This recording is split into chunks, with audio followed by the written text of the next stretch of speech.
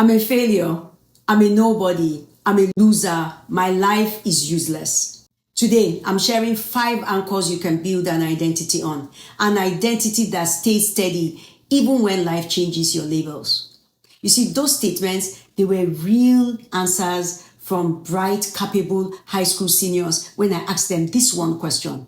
Who are you without your grades, without your sports accolades, without your achievements, without everything people praise you for? Who are you?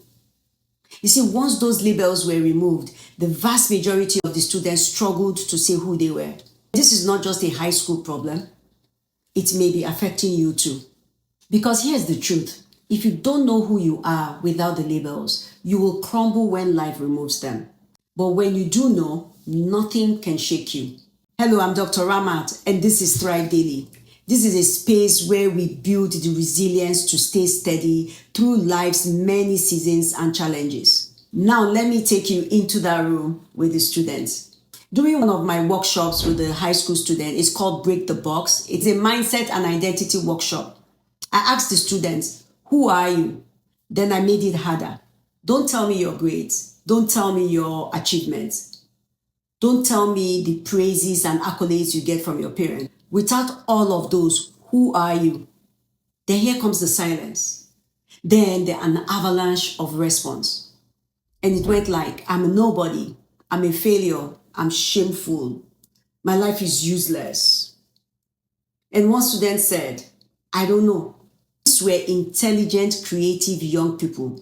Some of them had represented their country and won competitions in robotic engineering. Yet, once performance was stripped away, they struggled to name who they were. Most of us build our identity out of borrowed material.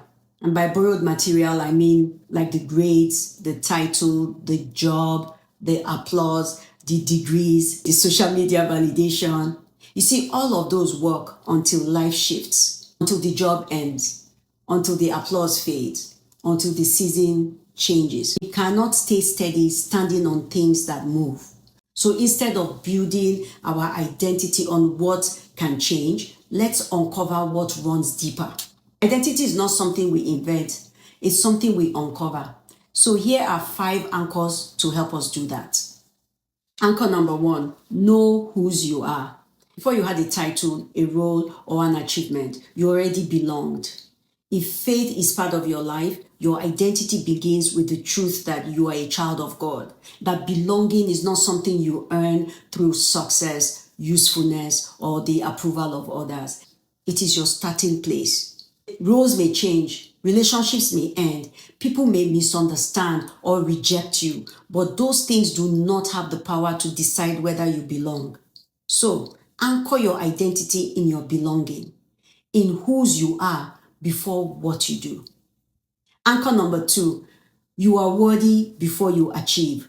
Think about a newborn child. That child has no degree, title, income, followers, or accomplishments. Yet, no one would say that the child has no value.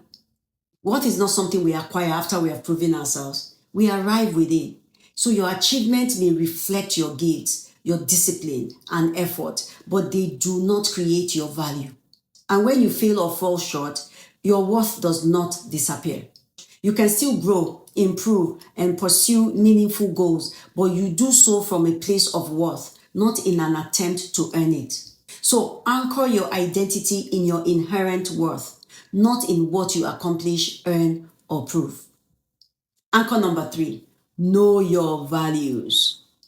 What matters deeply to you? What are those things that are non-negotiable for you? Is it your faith, integrity, compassion, generosity, curiosity? See, labels describe your life. Value direct your life. They become the internal compass that guides your choices across changing seasons. So anchor your identity in what you stand for, not in the labels others place on you. Anchor number 4, you are a person of character. See, your values are what you believe. Your character is how those values show up in the way you live your life. It's the honesty you choose when dishonesty would be easier.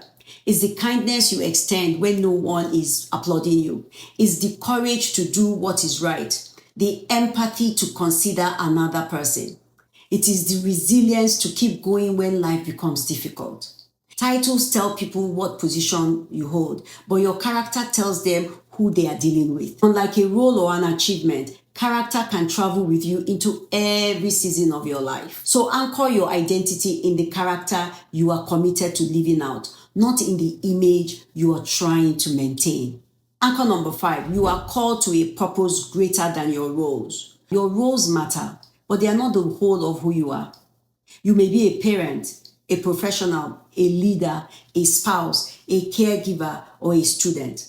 But every role can change, and some of them change suddenly too. Children grow up, careers end, relationships shift, seasons close.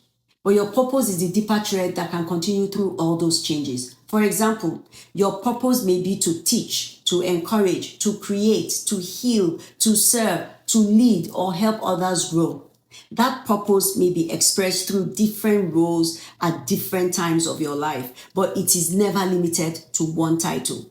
And when you confuse a role with your purpose, losing the role can make you feel as though your life no longer has meaning. But when you understand the deeper purpose beneath the role, you can find new ways to live it out in every season. So anchor your identity in a purpose greater than every single role you'll ever hold. There you have it, the 5 identity anchors. So now let's practice. Ask me, Dr. Ramat, who are you? This is how I would answer that question. I am rooted in faith. I am generous. I am kind.